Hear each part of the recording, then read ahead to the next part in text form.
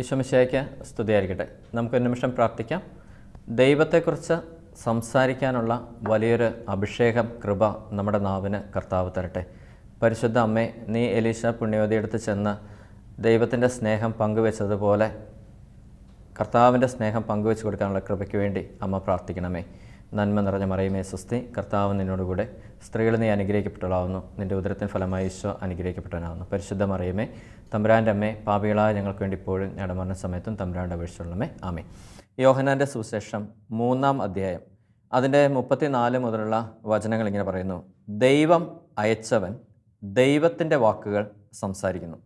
ദൈവം അയച്ചവൻ ദൈവത്തിൻ്റെ വാക്കുകൾ സംസാരിക്കുന്നു. ദൈവം അളന്നല്ല ആത്മാവിനെ കൊടുക്കുന്നത്. പിതാവ് പുത്രനെ സ്നേഹിക്കുന്നു, എല്ലാം അവൻ്റെ കൈകളിൽ ഏൽപ്പിക്കുകയും ചെയ്തിരിക്കുന്നു. പുത്രനിൽ വിശ്വസിക്കുന്നവന് നിത്യജീവൻ ലഭിക്കുന്നു. എന്നാൽ പുത്രനെ അനുസരിക്കാത്തവൻ ജീവൻ ദർശിക്കുകയില്ല, ദൈവകോപം അവൻ്റെ മേലുണ്ട്. പുത്രനെ അനുസരിക്കാത്തവൻ ജീവൻ ദർശിക്കുകയില്ല, ദൈവകോപം അവൻ്റെ മേൽ ഉണ്ട്. വചനം ഇങ്ങനെ പറയുന്നു. ദൈവം അയച്ചവൻ ദൈവത്തിൻ്റെ വാക്കുകൾ സംസാരിക്കുന്നു. ഇനി നമ്മൾ നമ്മുടെ ഭവനത്തിലേക്കൊന്ന് കടന്നു ചെന്നേ, നമ്മുടെ ജോലി മേഖലയിലേക്കൊന്ന് കടന്നു ചെല്ലുക, നമ്മുടെ ഫ്രണ്ട് സർക്കിളിൻ്റെ ഇടയ്ക്ക്, നമ്മുടെ ഒരു സോഷ്യൽ ലൈഫിലേക്കൊക്കെ ഒന്ന് കടന്നു ചെന്നേ. ദൈവം അയച്ചവൻ, അതായത് ദൈവത്താൽ നിയോഗിക്കപ്പെട്ടവരാണ് നാം എല്ലാവരും. ക്രിസ്ത്യാനികളെന്ന് വിളിക്കപ്പെടുമ്പോൾ കർത്താവ് ഒരു മിഷൻ തന്ന് നമ്മളെ വിട്ടിരിക്കുകയാണ്. യേശുവിനെ പകർന്നു കൊടുക്കാൻ, ദൈവത്തെ പകർന്നു കൊടുക്കാൻ, ദൈവവചനം പ്രഘോഷിക്കാനായിട്ട്, ശുശ്രൂഷ ചെയ്യാനായിട്ട്, അങ്ങനത്തെ ഒരു പ്രൈമറി ദൗത്യമായിട്ടാണ് ഓരോ ക്രിസ്ത്യാനിയെയും കർത്താവ് നിയോഗിച്ച് ഏർപ്പെടുത്തിയിരിക്കുന്നത്. അങ്ങനെ നിയോഗം ലഭിച്ച ഞാനും നിങ്ങളും നമ്മളെങ്ങനെയാണ് നമ്മുടെ ഭവനത്തിലെ നമ്മുടെ സംസാര രീതികൾ നമ്മളെങ്ങനെയാണെന്ന് ഒന്ന് അനലൈസ് ചെയ്യേണ്ടിയിരിക്കുന്നു. കാരണം വചനം വ്യക്തമായി പറയുന്നുണ്ട്, ദൈവം അയച്ചവൻ ദൈവത്തിൻ്റെ വാക്കുകൾ സംസാരിക്കുന്നു. ഞാനൊക്കിങ്ങനെ ഓർക്കാറുണ്ട്, അതായത് എൻ്റെ ചില ആത്മീയ സുഹൃത്തുക്കളുണ്ട്. അങ്ങനെ ഇടയ്ക്കൊക്കെ ഒന്ന് കണ്ടുമുട്ടാറുണ്ട് തമ്മിൽ. അപ്പോൾ ഞങ്ങളിങ്ങനെ കണ്ടുമുട്ടുമ്പോൾ ഞങ്ങൾ പതുക്കെ ഇങ്ങനെ അങ്ങ് സംസാരിച്ച് തുടങ്ങും. കർത്താവിൻ്റെ സ്നേഹം ഇങ്ങനെ പങ്കുവയ്ക്കാൻ തുടങ്ങും, സംസാരിക്കാൻ തുടങ്ങും. ദൈവത്തിൻ്റെ വെളിപ്പെടുത്തലുകൾ നമ്മൾ സംസാരിക്കും.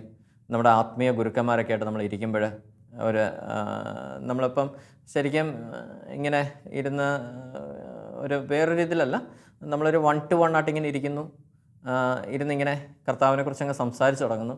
ആ സംസാരിച്ച് തുടങ്ങുന്ന ടോക്ക് ചിലപ്പം ഒരു 2 മണിക്കൂർ, 3 മണിക്കൂർ, 5 മണിക്കൂർ, ചിലപ്പോഴൊക്കെ ഒരു ദിവസം ഫുള്ളൊക്കെ ഇരുന്നിട്ടുണ്ട്. ഞാൻ ഓർക്കുന്നുണ്ട്, ഞാൻ മാമോദിസയൊക്കെ സ്വീകരിച്ച സഭയിലേക്കൊക്കെ വന്ന് ശുശ്രൂഷയൊക്കെ തുടങ്ങിയ കാലഘട്ടങ്ങളിൽ 2012, 2013 ആ ഒരു കാലഘട്ടങ്ങളിലൊക്കെ ഞാൻ M.Tech ചെയ്തുകൊണ്ടിരിക്കുന്ന സമയമാണ്. അപ്പോൾ ആ M.Tech ചെയ്തുകൊണ്ടിരിക്കുന്ന സമയത്ത് എൻ്റെ ഒരു സ്പിരിച്വൽ ഫാദറുണ്ട്, ഫാദർ ജെയിംസ് കോഴിമല. അച്ഛന് മരിയൻ കോളേജിൽ അന്ന് M.Com-ൻ്റെ HOD ഒക്കെ ആയിട്ട് ഇരിക്കുകയാണ്. അപ്പം ഇടയ്ക്ക് ഇങ്ങനെ മരിയൻ കോളേജിൽ അച്ഛനെ കാണാൻ വേണ്ടി ചെല്ലും. ഞാൻ അമൽ ജ്യോതിയിലാണ് പഠിച്ചത്. അപ്പം മരിയൻ കോളേജിലേക്ക് അച്ഛനെ കാണാൻ വേണ്ടി ചെല്ലും. അപ്പോൾ അച്ഛനുമായിട്ട് മിക്കവാറും വൈകിട്ടായിരിക്കും ചെല്ലുന്നത്. അപ്പം ഞങ്ങളൊരു 8 മണിക്കൊക്കെ മീറ്റ് ചെയ്തിട്ട് ഞങ്ങളിങ്ങനെ ഇരുന്ന് സംസാരിക്കാൻ തുടങ്ങും. സംസാരിച്ച് ഒത്തിരി കുറേ നേരം ഇങ്ങനെ സംസാരിച്ച് പോകുമ്പോൾ ആ ഒരു ടോക്കിനൊരു പ്രത്യേകതയുണ്ട്. അങ്ങനെ രണ്ടുപേരും അങ്ങോട്ടും ഇങ്ങോട്ടും സംസാരിക്കുമ്പോൾ എനിക്ക് വേണ്ട കാര്യങ്ങളെല്ലാം ദൈവം ആ വ്യക്തിയിലൂടെ സംസാരിക്കും. ആ വ്യക്തിക്ക് വേണ്ട കാര്യങ്ങളെല്ലാം ദൈവം എന്നിലൂടെ സംസാരിക്കും. പക്ഷേ ഇതിനകത്തൊരു വലിയൊരു ഫാക്റ്റ് എന്താണെന്ന് വെച്ച് കഴിഞ്ഞാൽ, ഭൗതികമായ ഒരു സംസാരവും അവിടെ കടന്നു വരുന്നില്ല.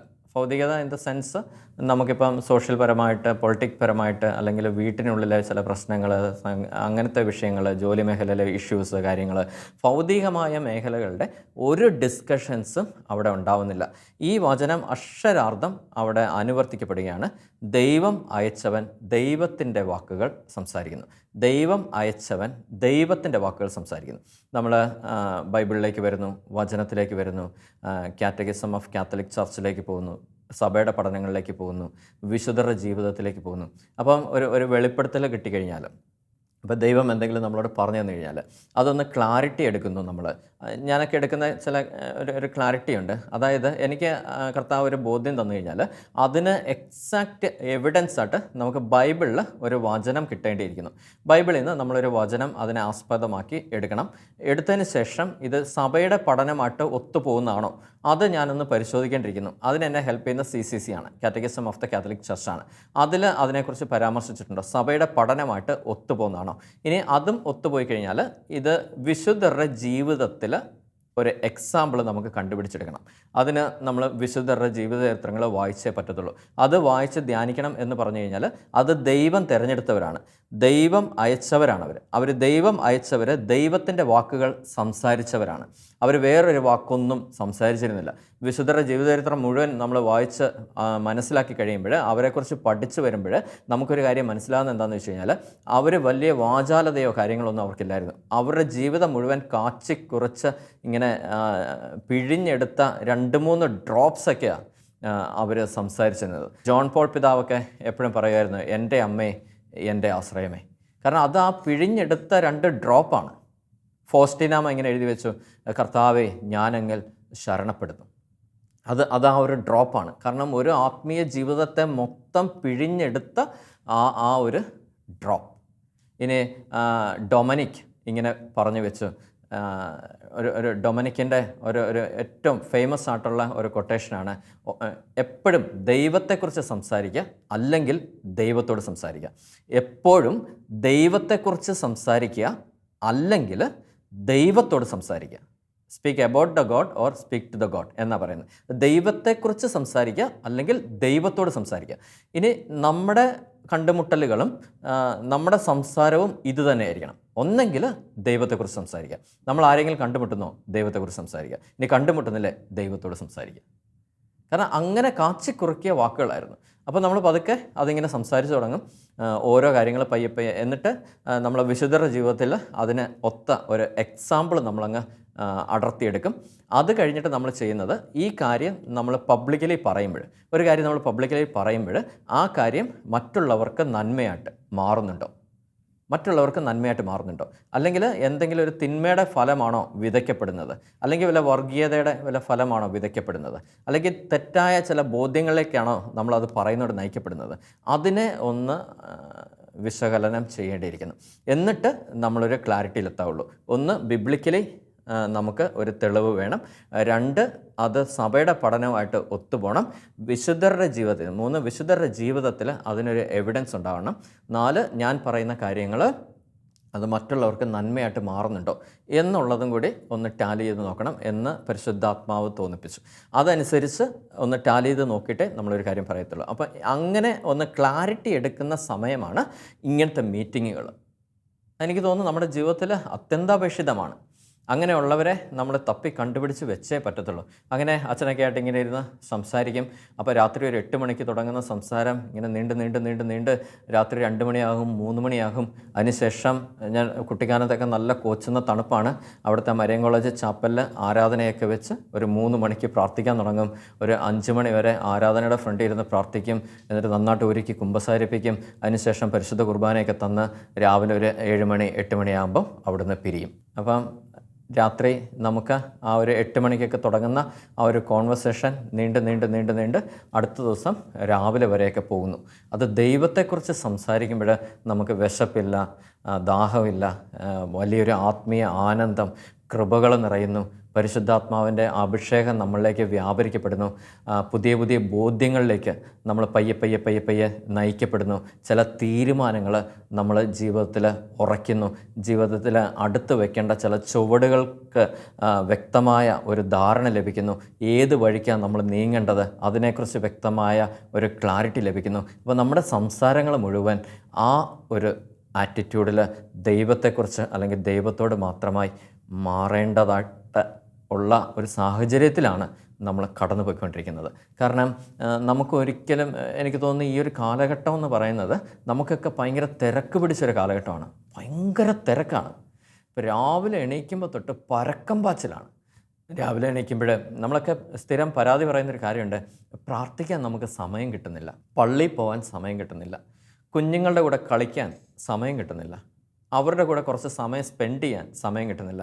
എൻ്റെ കുഞ്ഞൊക്കെ എപ്പോഴും വന്നിങ്ങനെ ചോദിക്കാറുണ്ട്, മൂത്തവനൊക്കെ ഒരു ബാറ്റും ബോളൊക്കെ എടുത്ത്, അപ്പോൾ കുറച്ച് നേരം എൻ്റെ കൂടെ ഒന്ന് കളിക്കാവോ? അവർക്കൊക്കെ അത് മതി. ഒരു കുഞ്ഞുങ്ങളെ സംബന്ധിച്ചിടത്തോളം അവരുടെ കൂടെ കുറച്ച് നേരം ബോളും ബാറ്റും എടുത്ത് പന്ത് തട്ടുന്ന അവർക്കിഷ്ടം.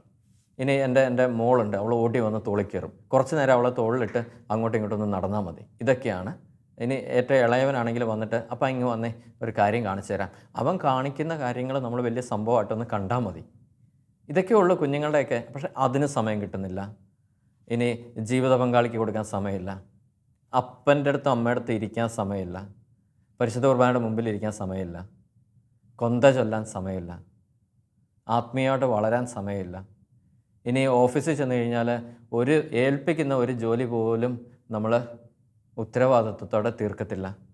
അവിടെ എല്ലാം പെൻഡിങ് വെക്കുന്നു. അപ്പോൾ ജോലി ചെയ്യാൻ സമയമില്ലെന്നാണ് പറയുന്നത്. ആക്ച്വലി നമ്മൾ എന്താ ചെയ്തുകൊണ്ടിരിക്കുന്നത്? എന്തുവാ ഇത്രമാത്രം തിരക്ക്? ഒന്ന് ആലോചിച്ച് നോക്കിയേ. എന്നിട്ട് ഒരു യാത്ര പോകാൻ സമയമില്ല, ഒരു സിനിമ കാണാൻ സമയമില്ല, സ്വസ്ഥമായിട്ട് ഒരു 15 മിനിറ്റ് ഇരുന്ന് ഭക്ഷണം കഴിക്കാൻ സമയമില്ല. ഇനി വല്ലതും പ്രൊഡക്ടിവിറ്റി ഉണ്ടോ നമ്മുടെ ഭാഗത്തുനിന്ന്? അതുമില്ല. ഇനി രാവിലെ തൊട്ട് വൈകിട്ട് വരെ പറമ്പിൽ കിടന്ന് കിളയ്ക്കുവാണോ? അതുമില്ല. അതൊക്കെ ഇങ്ങനെ അനാഥപ്രേതം പോലെ ഇങ്ങനെ കിടക്കുകയാണ്. ഇനി നമ്മുടെ വീട്ടിൽ എന്തെങ്കിലുമൊക്കെ കുറവുണ്ടോ? അതും നമ്മൾ കണ്ടുപിടിക്കപ്പെടുന്നില്ല. നമുക്ക് തിരക്കാം. കാരണം വീട്ടിലൊരു പൈപ്പ് ലീക്കാവുന്നുണ്ട്, എനിക്ക് അറിയത്തില്ല, ഞാനത് കണ്ടിട്ടില്ല. ഇനി വീട്ടിലൊരു ക്ലോക്ക് ഉണ്ടായിരുന്നു, അത് നിശ്ചലിച്ചിട്ട് കുറേ വർഷങ്ങളായി, അതിൻ്റെ ബാറ്ററി തീർന്നത് പോലും ഞാൻ അറിയുന്നില്ല. ഭയങ്കര തിരക്കാ, പരക്കം പാച്ചില. എനിക്ക് തോന്നുന്നു അതിൻ്റെ ഏറ്റവും വലിയൊരു സോഴ്സ് ഇന്നത്തെ സോഷ്യൽ മീഡിയാസ് തന്നെയാണെന്ന് തോന്നുന്നു. കാരണം നമുക്ക് വേണ്ടാത്ത ഒത്തിരി കാര്യങ്ങളുടെ ഒരു ടോക്കറ്റീവായി മാറുവാണ് നമ്മൾ. സംസാരിക്കേണ്ടിടത്ത് നമ്മൾ സംസാരിക്കുന്നു. ഇനി നമുക്ക് എന്തെങ്കിലുമൊക്കെ കാണുമ്പോൾ 2 കമൻറ്റ് ചെയ്തില്ലെങ്കിൽ നമുക്കൊരു ഉറക്കം വരത്തില്ല. അപ്പോൾ ഒരു കമൻറ്റ് ഇട്ടിട്ട് നമ്മൾ മണിക്കൂറുകളോളം നോക്കിയിരിക്കുന്നു, അതിന് റിപ്ലൈ വല്ലതും വന്നിട്ടുണ്ടോ? പിന്നെ അതിൻ്റെ പുറകെ പോകുന്നു. വാട്സപ്പ്, ഫേസ്ബുക്ക്, ട്വിറ്റർ, ലിങ്ക്ഡിൻ, ഇല്ലാത്ത അക്കൗണ്ട്സ് ഒന്നും നമുക്കില്ല. എന്നിട്ട് രാവിലെ തൊട്ട് വൈകിട്ട് വരെ അവസ്ഥയിലിരിക്കുന്നു.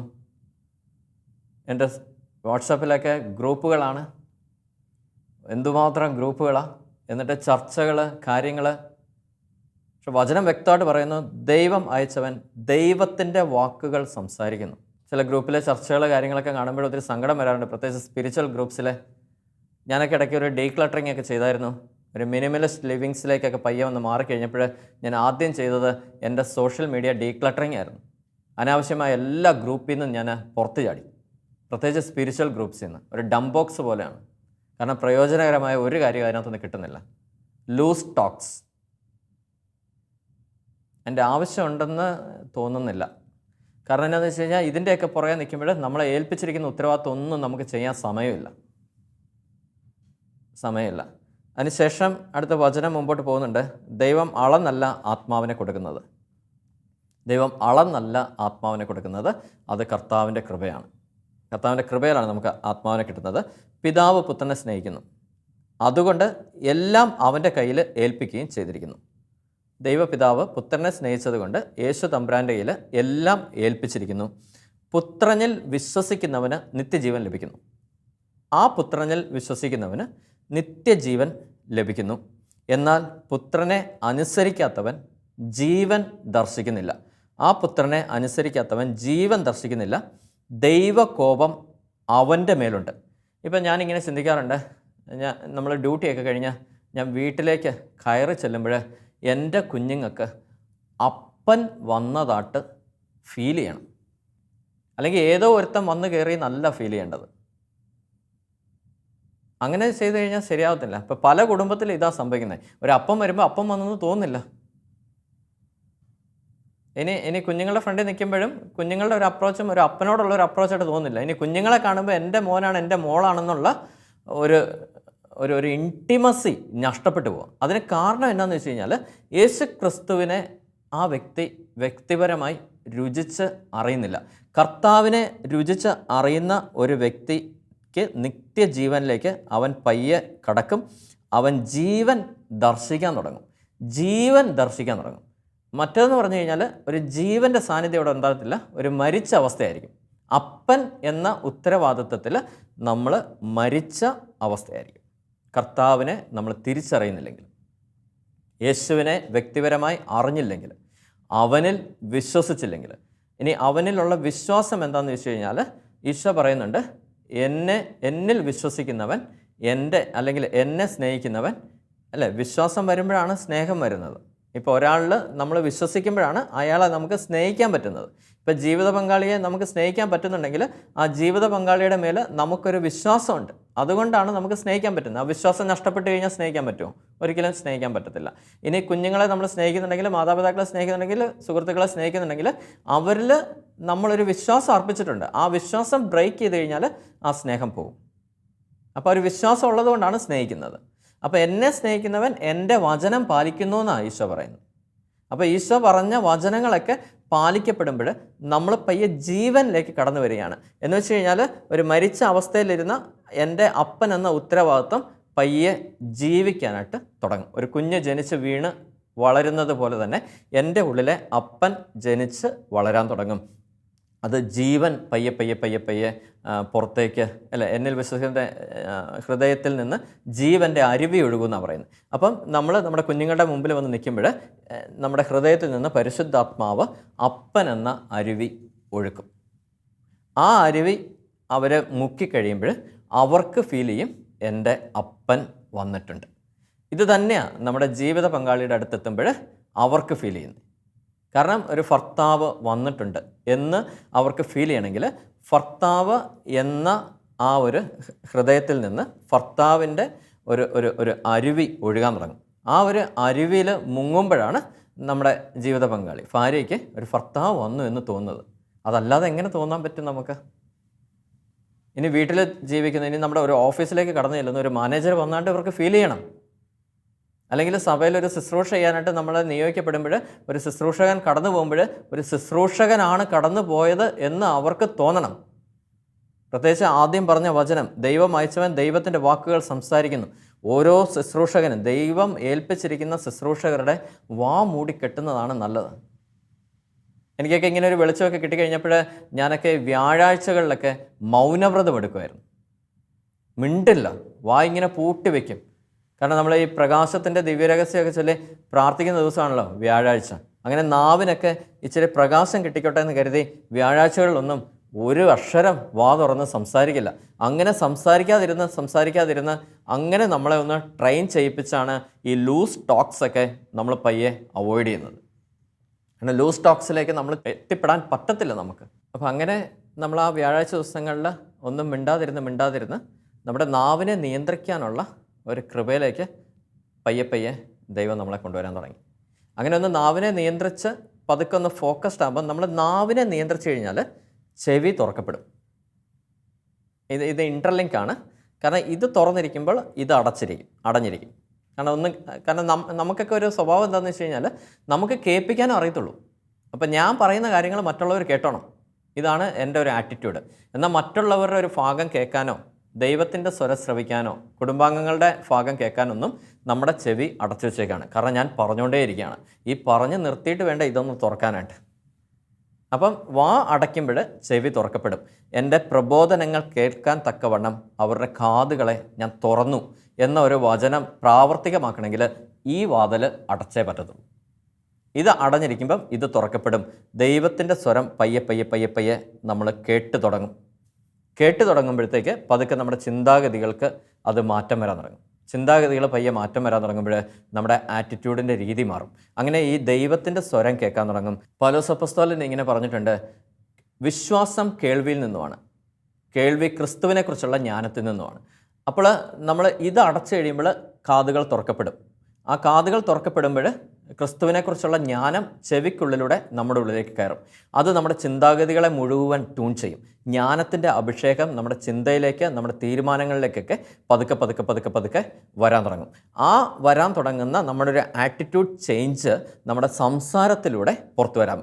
അതുകൊണ്ടാണ് പലരും പറയുന്നത് ഒരാളുടെ സംസാരം കേട്ടാൽ മതി അയാളുടെ ആറ്റിറ്റ്യൂഡ് എങ്ങനെയാണെന്ന് നമുക്ക് തിരിച്ചറിയാൻ പറ്റും. ഒരു 5 മിനിറ്റ് ഒരാളുമായിട്ട് സംസാരിച്ചാൽ മതി ആ വ്യക്തി എങ്ങനത്തെ ലെവലിലാണെന്ന് നമുക്ക് പറയാൻ പറ്റുമെന്ന് പറയാൻ കാരണം അതാണ്. സംസാരത്തിലൂടെ ഒരു വ്യക്തിയുടെ സ്വഭാവമാണ് പുറത്തു വരുന്നത്. അപ്പം ദൈവിക ജ്ഞാനത്താൽ നിറഞ്ഞ ഒരു വ്യക്തി ആ ദൈവികമായ കാര്യങ്ങൾ പതുക്കെ സംസാരിച്ചു തുടങ്ങും. ആ വചനം പ്രാവർത്തികമാകും. ദൈവം അയച്ചവൻ ദൈവത്തിൻ്റെ വാക്കുകൾ സംസാരിക്കുന്നു. അത് കേൾക്കാതെ സംസാരിക്കാൻ പറ്റത്തില്ല. കേൾക്കാതെ അത് സംസാരിക്കാൻ ഒരു കാരണവശാലും പറ്റില്ല. അതുകൊണ്ട് കേൾക്കാൻ വേണ്ടി നമ്മുടെ അധരങ്ങൾ അടച്ചേ പറ്റത്തുള്ളൂ. അപ്പം അങ്ങനെ ഒരു വ്യക്തിയുടെ സംസാരത്തിലൂടെ അയാളുടെ സ്വഭാവം നമുക്ക് മനസ്സിലാകുമെന്നാണ് പറയുന്നത്. അപ്പം ദൈവിക ജ്ഞാനത്തിൽ നിറഞ്ഞ ഒരു വ്യക്തിയിൽ നിന്ന് ആ ദൈവികമായ സംസാരങ്ങൾ മാത്രമേ പുറത്തോട്ട് വരത്തുള്ളൂ. അത് മറ്റുള്ള ഒരാൾ കേൾക്കുമ്പോൾ ദൈവത്തെക്കുറിച്ചുള്ള വിശ്വാസത്തിൽ ആ വ്യക്തി നിറയപ്പെടാൻ തുടങ്ങും. അങ്ങനെ നിറയപ്പെടുമ്പോൾ നമ്മുടെ ഉള്ളിൽ നിറഞ്ഞ ഒരു ജീവജലത്തിൻ്റെ അരുവി ആ വ്യക്തിയുടെ ഉള്ളിലും നിറയപ്പെടും. കാരണം ആ ഒരു സെയിം ഫെയ്ത്ത് അയാളുടെ ഉള്ളിലും നിറയപ്പെടും. അങ്ങനെ നമ്മളൊരു ദൈവിക മനുഷ്യരായി രൂപാന്തരപ്പെടാൻ തുടങ്ങും. അങ്ങനെ രൂപാന്തരപ്പെടുമ്പോൾ പയ്യെ പയ്യെ പയ്യെ പയ്യെ നമ്മൾ വചനങ്ങൾ അനുസരിക്കുന്ന ഒരു വ്യക്തിയായിട്ട് മാറും. കാരണം ഈ വചനങ്ങൾ അനുസരിക്കണമെങ്കിൽ ഈ വചനത്തിൻ്റെ പൊരുൾ കർത്താവ് നമുക്ക് വെളിപ്പെടുത്തി തരുന്നത് ഈ കാതുകൾ കൊണ്ട് നമ്മൾ കേൾക്കേണ്ടിയിരിക്കുന്നു. ആ ദൈവിക സ്വരം നമ്മൾ ശ്രവിക്കേണ്ടിയിരിക്കുന്നു. അത് ശ്രവിച്ച് പതുക്കെ വരുമ്പോൾ ആ ദൈവിക രഹസ്യങ്ങൾ നമ്മുടെ മുമ്പിൽ തുറന്നു തരികയാണ് കർത്താവ്. അതനുസരിച്ച് വരുമ്പോൾ നിത്യജീവനിലേക്ക് പയ്യെ പയ്യെ പയ്യെ പയ്യെ നമ്മൾ ഫലങ്ങൾ കൂട്ടിവെക്കാൻ തുടങ്ങും. പതുക്കെ പതുക്കെ പതുക്കെ അതിലേക്ക് ചുവട് വെച്ച് നീങ്ങാൻ തുടങ്ങും. അങ്ങനെ ഒരു ജീവൻ നമ്മൾ ദർശിക്കാൻ തുടങ്ങും. ജീവൻ ദർശിക്കാൻ തുടങ്ങും. ആ ജീവൻ പങ്കുവെക്കപ്പെടാൻ തുടങ്ങും. അങ്ങനെ ജീവൻ ദർശിക്കാത്തൊരു വ്യക്തി ഒരിക്കലും പുത്രനെ അനുസരിക്കുന്നില്ല. അനുസരണക്കേട് കാണിക്കുന്ന ഒരു വ്യക്തിയുടെ മേൽ ദൈവകോപം അവൻ്റെ മേൽ ഉണ്ട് എന്നാണ് ഈശോ വ്യക്തമായിട്ട് പറഞ്ഞു വയ്ക്കുന്നത്. എന്ന് വെച്ചാൽ കർത്താവ് പറഞ്ഞിരിക്കുന്ന വചനങ്ങൾ വയലേറ്റ് ചെയ്യുന്ന ഒരു വ്യക്തി അവനെ അനുസരിക്കാത്തൊരു വ്യക്തിയാണ്. അവനെ അവഗണിക്കുന്ന ഒരു വ്യക്തിയാണ്. ഒരാൾ പറയുന്ന കാര്യങ്ങൾ അവഗണിച്ചാൽ നമ്മൾ ഇൻഡയറക്റ്റ്ലി ആ വ്യക്തിയെ തന്നെയാണ് അവഗണിക്കുന്നത്. ആ വ്യക്തിയെ അവഗണിക്കുമ്പോൾ ആ വ്യക്തിയെ വിട്ടയാൾക്ക് വിഷമമാണ്. എന്ന് വെച്ചാൽ ദൈവപിതാവ് വിട്ടതാണല്ലോ പുത്രനെ. ഏറ്റവും വിഷമിച്ച് ചെയ്ത ഒരു കാര്യമാണത്. കാരണം പുത്രൻ ഭൂമിയിലേക്ക് വരുന്നത് ബലിയാകാൻ വേണ്ടിയാണല്ലോ. അത്രയും വിഷമിച്ച് അത്രയും ത്യാഗം എടുത്ത് ആ പുത്രനെ വിട്ട ആ പുത്രനെ ആണ് നമ്മൾ അവഗണിക്കുന്നത്, അവനെ അനുസരിക്കാതെ വരുമ്പം. അങ്ങനെ പിതാവ് ചെയ്ത ഒരു കാര്യം നമ്മൾ അവഗണിച്ചാൽ പിതാവിൻ്റെ ഒരു കോപം നമ്മുടെ മേലെ ഉറപ്പായിട്ട് വന്ന് പതിക്കും. അതുകൊണ്ട് പല തകർച്ചകളുടെയും ഒക്കെ ചില മൂല കാരണം ആ ദൈവിക സാന്നിധ്യത്തെ അവഗണിക്കുന്നതാണ്, ദൈവത്തെ മാറ്റിവെക്കുന്നതാണ്, വചനത്തെ മാറ്റിവെക്കുന്നതാണ്. കാരണം ഈ ബൈബിളൊന്നും ചില വീട്ടിൽ ചില സാഹചര്യങ്ങളിൽ തുറക്കുക പോലുമില്ല. ഒരു വചനം പോലും കാണാതെ അറിയാത്തവരുണ്ട്. അവർക്ക് എങ്ങനെയാണ് നമുക്ക് ദൈവത്തെ അനുസരിക്കാൻ പറ്റുന്നത്? വചനം ധ്യാനിച്ച് നമ്മൾ ഇരിക്കണം. അതിന് നമുക്ക് സമയം വേണം. വചനം ധ്യാനിക്കാൻ സമയം വേണം. കർത്താവിനോട് ചോദിക്കാൻ സമയം വേണം. ഇതുപോലെ കർത്താവിനെക്കുറിച്ച് സംസാരിക്കാൻ സമയം വേണം. അതിനൊക്കെ നമ്മുടെ ലൂസ് ടോക്സ്, അനാവശ്യമായ സംസാരങ്ങൾ, കമൻറ്റ്സ്, ബാക്കി time spending in social medias കാര്യങ്ങൾ ഇതെല്ലാം നമുക്കൊന്ന് ലിമിറ്റ് ചെയ്യേണ്ടിയിരിക്കുന്നു. എല്ലാം വേണം, എല്ലാം നല്ലതിനാണ്. പക്ഷേ എല്ലാം പ്രയോജനകരമല്ലാത്തൊരു കാര്യത്തിലേക്ക് നമ്മൾ നീങ്ങേണ്ട ഒരാവശ്യമുണ്ടെന്ന് തോന്നുന്നില്ല. നമ്മൾ കൂടുതൽ കർത്താവിലേക്ക് വരാം, യേശുവിനെക്കുറിച്ച് കൂടുതൽ അറിയാം, ദൈവത്തിൻ്റെ ജ്ഞാനത്തെക്കുറിച്ച് അറിയാം. അങ്ങനെ പതുക്കെ ഈശോയെക്കുറിച്ച് നമുക്ക് സംസാരിച്ച് തുടങ്ങാം. അങ്ങനെ നമ്മുടെ വിശ്വാസം ദൃഢപ്പെടുത്താം. ആ ഒരു സംസാരം മറ്റുള്ളവരുടെ വിശ്വാസവും കൂട്ടത്തക്ക ലെവലിൽ സകല പ്രശ്നത്തെയും അതിജീവിക്കുന്ന ഒരു ദൈവിക ശക്തിയെക്കുറിച്ച് നമുക്ക് സംസാരിച്ച് തുടങ്ങാം. പ്രശ്നത്തെക്കുറിച്ച് നമ്മളിനി സംസാരിക്കേണ്ട, സൊല്യൂഷനെക്കുറിച്ച് സംസാരിക്കാം. എല്ലാ പ്രശ്നത്തിൻ്റെയും ഒറ്റ വാക്കിൽ പറഞ്ഞാൽ ഒരൊറ്റ സൊല്യൂഷനേ ഉള്ളൂ. ആ സൊല്യൂഷൻ്റെ പേരാണ് ജീസസ് ക്രൈസ്റ്റ്. നമുക്ക് അവനെക്കുറിച്ച് സംസാരിച്ചു തുടങ്ങാം. അവനെക്കുറിച്ച് അധരം തുറന്ന് സംസാരിക്കാനുള്ളൊരു കൃപ സ്വർഗം തുറന്ന് ദൈവം നമുക്ക് തരട്ടെ. ആമേൻ.